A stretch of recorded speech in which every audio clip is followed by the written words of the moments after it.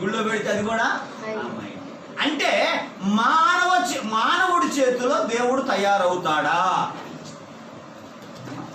ఇప్పుడు నీ బిడ్డ నిన్ను కన్నా లేకపోతే నువ్వు బిడ్డను కన్నావా? మన పిల్లలు ఉన్నారు కదా, మనం కన్నావా వాళ్ళు మనల్ని కన్నారా? ఒప్పుకుంటావా? నువ్వు అన్నావు కదా అంటే మూసుకొని బొమ్మ స్తోత్రం. అంటే నేను ఏం చెబుతున్నానంటే, అంటే గమనించండి, ఇక్కడ స్టేజ్ చూడండి, పిల్లలు తల్లిదండ్రులను కనలేదు కానీ తల్లిదండ్రులే పిల్లలను కన్నాడు. అలాగే పరమ తండ్రి అయినటువంటి యేసుక్రీస్తు ప్రభువు కూడా తన అరిచేతుల్లో మనల్ని చెక్కాడు. హల్లెలూయా. యేసు ప్రభు ఫోటోలు పెట్టుకున్న కాడ మీరు సాగిలపడొద్దు, మరియమ్మ బొమ్మల కాడ మీరు సాగిలపడొద్దు. అర్థమైందా? ఈయన యేసు ప్రభు చూడండి, ఎక్కడైనా సరే దేవుడు అనుగ్రహించిన మందిరంలో వాక్యము తప్ప ఆయన రూపాన్ని మనం చెప్పుకోలేదు. స్తోత్రం కలుగును గాక. దేవుడు ఏమై ఉన్నాడు? వాక్యమే దేవుడు, దేవుడే వాక్యం. దేవుడు ఆత్మ కనుక ఆయన ఆరాధించేవారు ఆత్మతో సత్యంతో ఆరాధించాలి. వింటున్నారా? దేవునికి స్తోత్రం. కనుక వెలుదేరడానికి చూడండి, కుక్క అంట కక్కిన తర్వాత దాన్ని దాటి వెళ్ళదంట, దాటి వెళ్ళదు. ఎందుకంటే దాన్ని మరలా తీసుకోవడానికి ఇష్టపడిద్దంట. వింటున్నారా నేను చెప్పింది? కుక్క తన వాంతికి తిరుగును అని రాసింది బైబిల్లో. కనుక మనము కూడా విడిచిన వాటి జోలికి పోకూడదు, విడిచిన వాటి జోలికి పోకూడదు. దేవునికి కొంతమంది బలహీనమైన మాటలు చెబుతారు. ఆ బలహీనమైన మాటలకు పోయి మనము విగ్రహాలయం ముందు కూర్చుంటామా భోజనం చేయడానికి? ఆ కళ్యాణ మండపమేగా, ఏముండదు, పక్కన ఉంటుంది, ఇది ఎక్కడ ఉంటుంది. దేవునికి స్తోత్రం. హల్లెలూయా. ఇలాగ మనం కొంచెం మభ్యపరిచి, కొంతమంది అంటారు ప్రార్థన చేసుకుని తింటే అన్ని పవిత్రం అయిపోతాయిలే, పెనాయిలు కూడా అయితే పవిత్రం. హల్లెలూయా. అడుగుదమ్మా స్తోత్రం కదా. దయచేసి పిల్లరా, అలాంటి బలహీనమైన మనస్సాక్షిని మనం కలిగి ఉండక బలమైన యేసయ్య మనకిచ్చిన వాక్యపు మనస్సాక్షిని మనం కలిగి ఉందము గాక. నాగటి మీద చేయి పెట్టాం, అర్థమైందా? ఎద్దు దున్నుతుంది, నాగల మీద చేయి పెట్టి ఎడ దున్నితే మొక్కలన్నీ లేచిపోతాయి. అర్థమవుతా? అంతే కదా. నాగడ మీద చేయి పెట్టినాక ఎడుకోవాలా? ముందుకెళ్ళాలా వెనక్కి వెళ్ళాలా? ముందుకెళ్ళాలా, వెనక్కి వెళ్ళాలా? కనుక వెనకుని మర్చిపో, వెనక ఏముంది? నువ్వు విడిచిపెట్టినటువంటి చెప్పండి సినిమాలు, షికార్లు, అర్థమవుతుందా? రకరకాలైనటువంటి రహస్య పాపములు ఎన్నెన్నో ఉన్నాయి. ధనాశ, మరి పిల్లరా లోక సంబంధమైనటువంటి ఎంజాయ్మెంట్స్ ఎన్నో ఉన్నాయి. కనుక నువ్వు వెనక ఉన్న వాటి వైపు చూడబాక, వాటిలో ఉన్నటువంటి అల్పకాల స్వల్పకాలపు ఆనందం వైపు చూడక ముందున్నాయి నీ కొరకు దీవెనలు. దేవునికి స్తోత్రం. ప్రభువు నమ్ముకున్న తర్వాత మాకు దరిదాపుగా 2005లో ప్రభువు నమ్ముకుంటే మేము దీవించబట్టడానికి 2013 రావాల్సి వచ్చిందండి.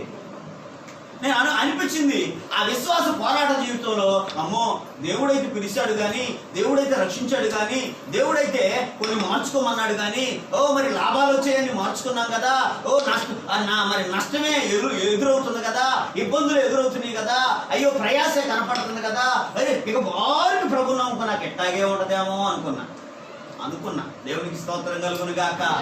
కానీ అవి సాక్ష్యానికి అని ఇప్పుడు అర్థమవుతుంది. ఆమె దేనికంటే చెప్పండి, మన శ్రమలు మనకి సాక్ష్యాలే కానీ వాటిల్లో దేవుడు నిన్ను ఉంచడానికి ఇష్టపడేవాడు కానే. స్తోత్రం చెప్పగలరా? సంతోషంగా చెబుతారా? అమ్మా వేస్తుందిగా మరి బయట ఎందుకంట? మరి కోల్గేట్టు, ప్రెసిడెంట్ వీటన్నిటితో మనం కడుక్కొని వచ్చాం. మరి నవ్వుతో చెబితే ఏదై కూడా ఆయన కూడా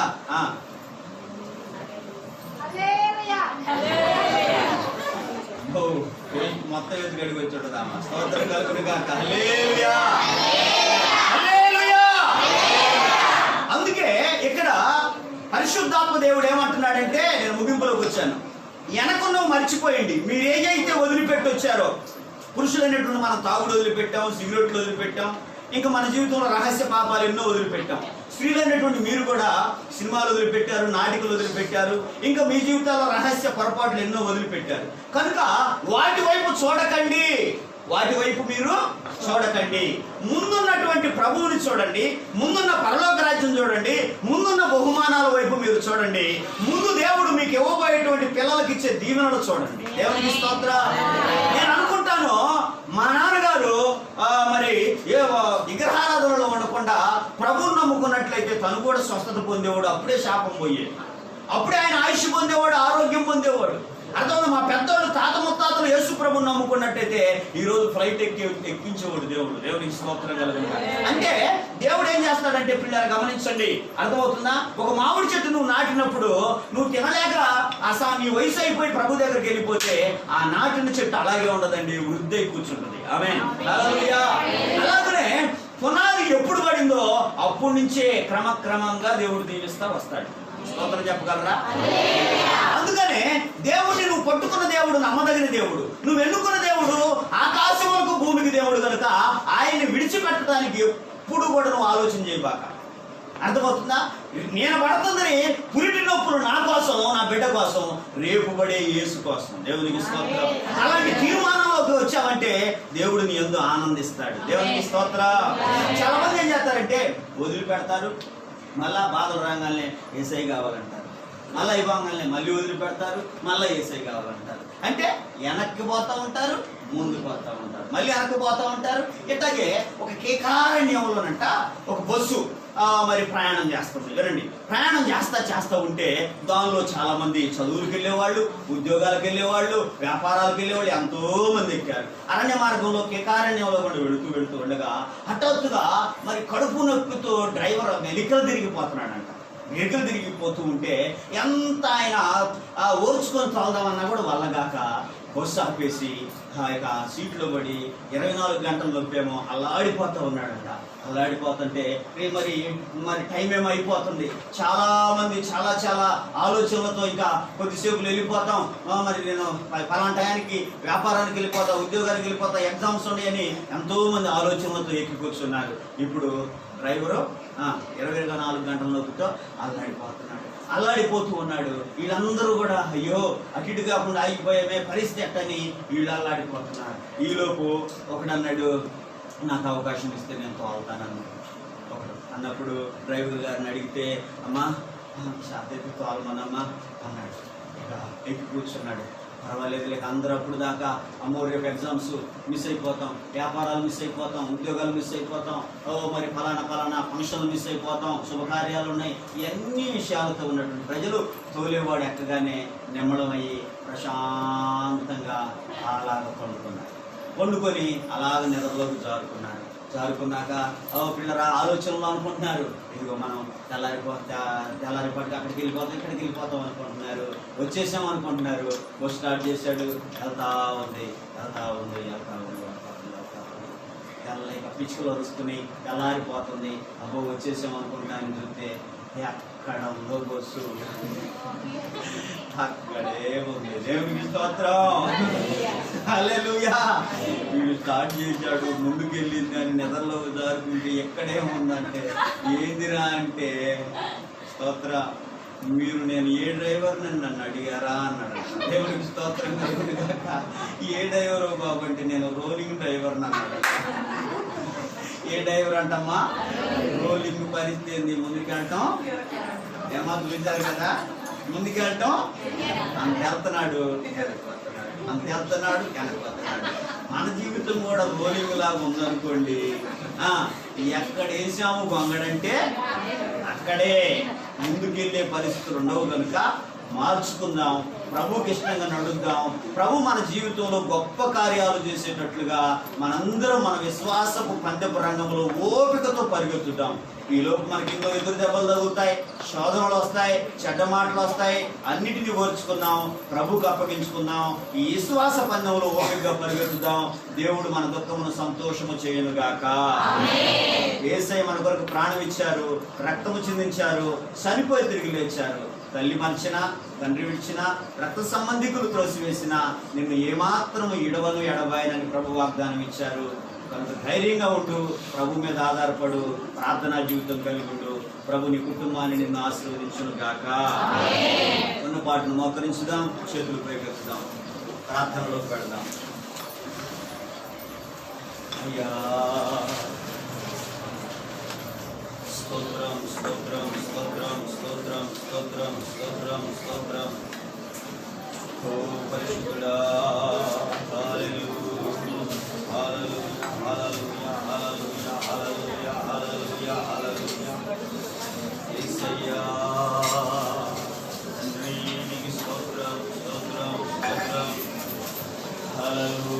వలన నిమ్మడమా కలవరమా? ప్రభునందు ప్రియులారా, హల్లెలూయా. ఇశ్రాయేలు చిన్నది చెబుతుంది, నేను నిమ్మడస్తులను యథార్థవంతులను చేరికైన దాని అని ఒక గొప్ప సమస్యను జ్ఞానంతో పరిష్కరించింది. నీవు కూడా నీ కుటుంబ సమస్యలను జ్ఞానంతో పరిష్కరించుకునే బిడ్డగా ఉన్నావా? అజ్ఞానంతో సమస్యలు పెద్దవిగా చేసుకునే బిడ్డగా ఉన్నావా? సహోదరి, దేవుడు నీ కన్నీళ్లు చూస్తున్నాడు, దేవుడు నీ వేదన చూస్తున్నాడు. హల్లెలూయా. నువ్వు మోకరించిన కాడ ప్రభువుని యొద్ద నిలబడి ఉన్నాడు. తండ్రి అని ఆయన హత్తుకొని ప్రార్థన చేయి, ప్రభు అని కన్నీరు పెట్టుకొని ప్రార్థన చేయి.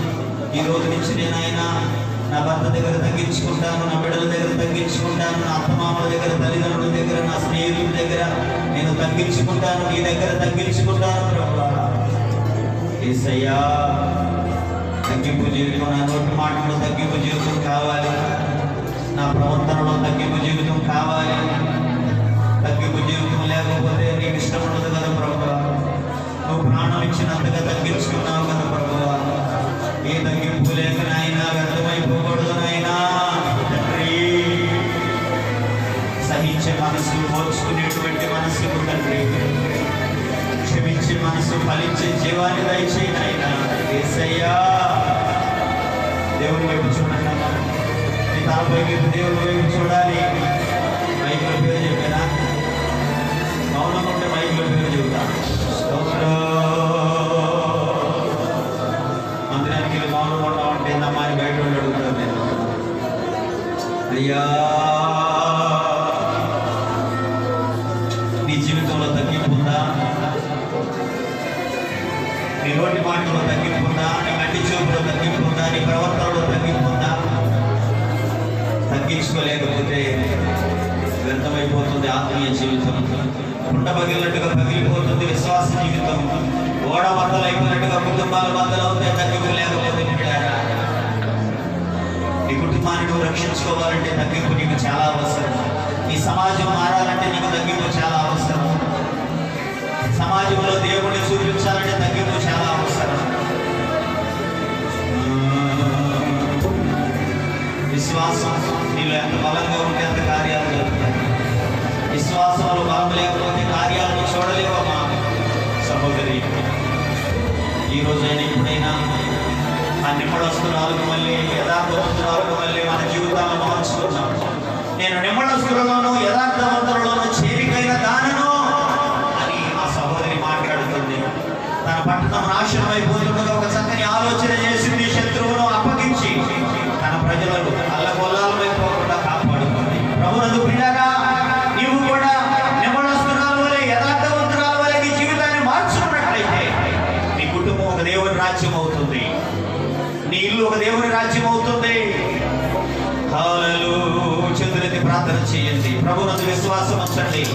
ఈ మందిరానికి ఇచ్చిన వాగ్దానం ఏంటంటే, ఈ స్థలమందు చేసే ప్రార్థనల మీద నా కన్నులు, నా మనస్సు ఉందని దేవుడు 11 సంవత్సరాల క్రితం వాగ్దానం చేశాడు. ఈ స్థలమందు చేయబడే ప్రార్థనల మీద నా కన్నులు, నా మనస్సు నిలుచుకున్నదని. దేవుని ప్రత్యక్షత ఎక్కడ ఉంది? దేవుని ఆత్మ సన్నిధి ఎక్కడ ఉంది? ఆయన దర్శించు దేవుడై ఉన్నాడు.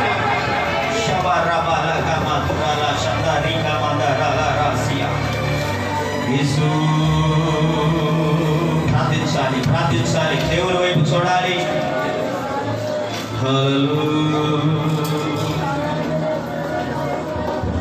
పురిటి నొప్పులు నా కొరకు, రేపు ఎదుర్కోబోయే ఈ దేవుని కొరకు అంది ఆ ప్రసవించే స్త్రీ. ఆ డ్రైవరు రోలింగ్ డ్రైవర్ అవటాన వారు గమ్యాన్ని చేరలేకపోయారు. అనగా ముందుకు వెళుతూ, వెనక్కి వస్తూ, లోకంలో వెళుతూ, దేవుళ్ళలోకి వస్తూ ఉంటే అభివృద్ధి నువ్వు చూడలేవు. ఒక వారం మానేసి ఒక వారం ముందుకు సాగటం వల్ల కూడా అభివృద్ధి చూడలేవు. దేవుని ఆజ్ఞలు అజ్ఞానంగా పాటిస్తే అభివృద్ధిని చూడలేరు. వచ్చిన అభివృద్ధి కాస్త వెనక్కి వెళ్ళిపోయింది. జాగ్రత్త. ముందుకు వెళుతున్న అభివృద్ధి కాస్త వెనక్కి వెళ్ళిపోకుండా నీ జ్ఞానాన్ని దేవుని తక్కువ అంచనా ఇవ్వక, ఆజ్ఞలను తక్కువ అంచనా ఇవ్వక, బైబిల్ గ్రంథంలో ఉన్న ప్రతి మాట నమ్మదగినదై ఉన్నది. ప్రాణం పెట్టిన దేవుని నిర్లక్ష్యం చేయడం వల్ల ఫలించలేవో. 3 నాళ్ల ముచ్చట కొరకు ప్రాకులాడదామా? అల్పకాల భోగాల కొరకు ప్రాకులాడదామా?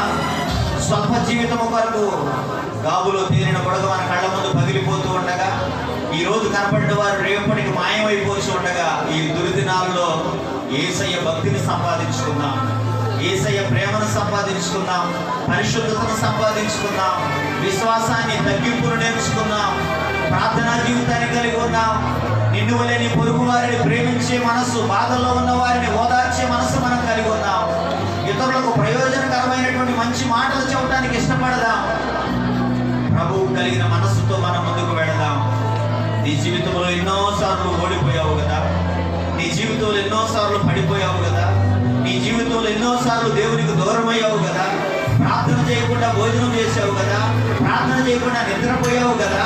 ప్రార్థన అనేటువంటిది నీ జీవితంలో ఎన్నోసార్లు నువ్వు చేయని దినములు ఎన్నో. మందిరానికి వెళ్ళినప్పుడైనా ప్రార్థన, ఇంట్లో ప్రార్థన లేదా? మందిరానికి వెళ్ళినప్పుడైనా బైబిల్, ఇంట్లో బైబిల్ లేదా? ప్రభు నిన్ను అడుగుతున్నాడు, సహోదరి సహోదరుడా, నువ్వు దేవుడు నీ పొలంలో నాటిన చెట్టు ఎదగకపోతే కాయలు లేవు కదా. కొంచెం ఎదిగితే కొన్ని కాయలు, పూర్తిగా ఎదిగితేనే విస్తారమైన కాయలు. అలాగే నువ్వు దేవుళ్ళు ఎదగాలి, అప్పుడే నీ కుటుంబం వర్ధిల్లుతుంది. నీ ఇంటికి అభివృద్ధి కావాలంటే నువ్వు దేవుళ్ళు ఎంత ఎదిగావు, ప్రార్థన ఎంత చేపు చేసుకోగలుగుతున్నావు, నీలో తగ్గిపోయేది దేన మనసేది, వందన పూర్వకమైన మనస్సు ఉందా? లోబడగలుగుతున్నావా? దేవునికి ఇష్టమైన క్రియలు నీ జీవితంలో ఉన్నాయా? దేవుని మార్గంలో ఉన్నావా? ప్రభు నీతో మాట్లాడుచున్నాడు. నీకు తోడయుండి నీకు సహాయం చేయవాడు నేనే అంటున్నాడు ఆయన. ఎవరు నిన్ను చేయి విడిచినా నేను విడువను అని తన రుజువును నీకు ఇస్తున్నాడు ఆయన. అమ్మ, బాధపడుతున్నారా? దుఃఖపడుతున్నారా? సమస్యలు చూసి సతమతం అయిపోతున్నారా?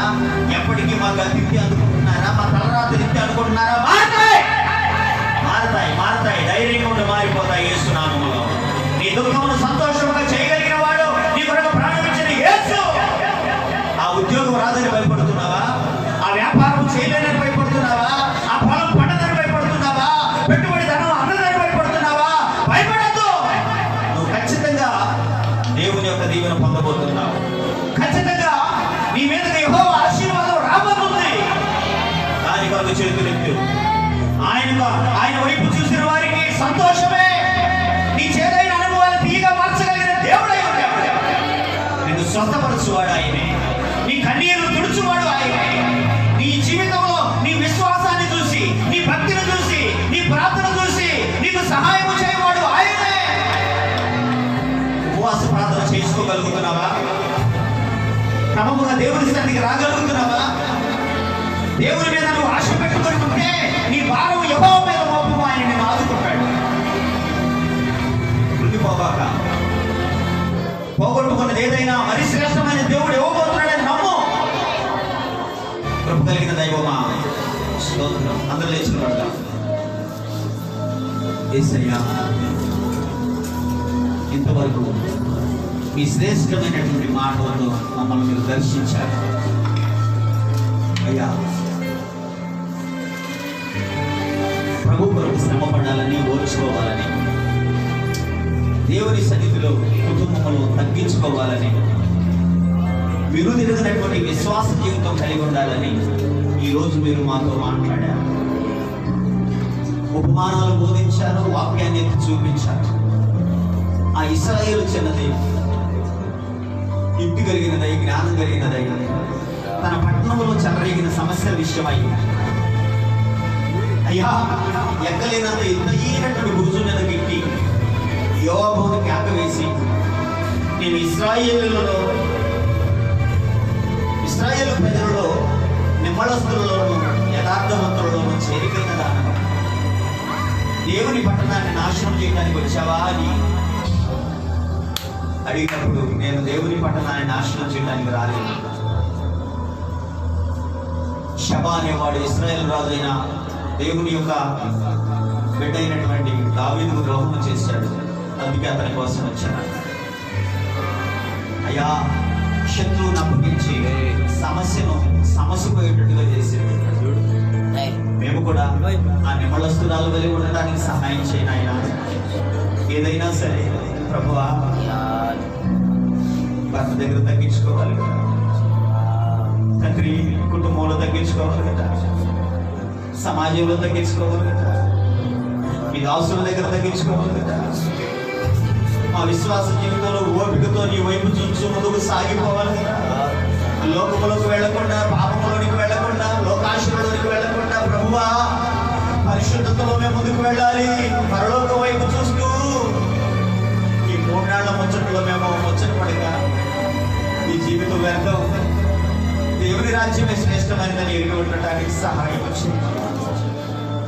నువ్వు తోడై ఉంటే మాకేం అక్కర్లేదు నాయన. నీవే మా పాలు, నీవే మా స్వాస్థ్యము నాయన, నీవే మా ఆస్తి. ఎంతమైనటువంటి నీ మాటలు మా అందరి హృదయాలలో ఫలింప చేయాలి. మేమందరం వాక్యం వలన దీవించబడి మీ రాకడకు సిద్ధపడేటట్లుగా మా విశ్వాసాన్ని కాపాడుకుంటూ ప్రార్థనా జీవితంలో ఓడిపోకుండా ముందుకు వెళుతూ నీ ఉన్నావనే ధైర్యంతో ప్రతి కృప మాకు దయచేయమని నీ గొప్ప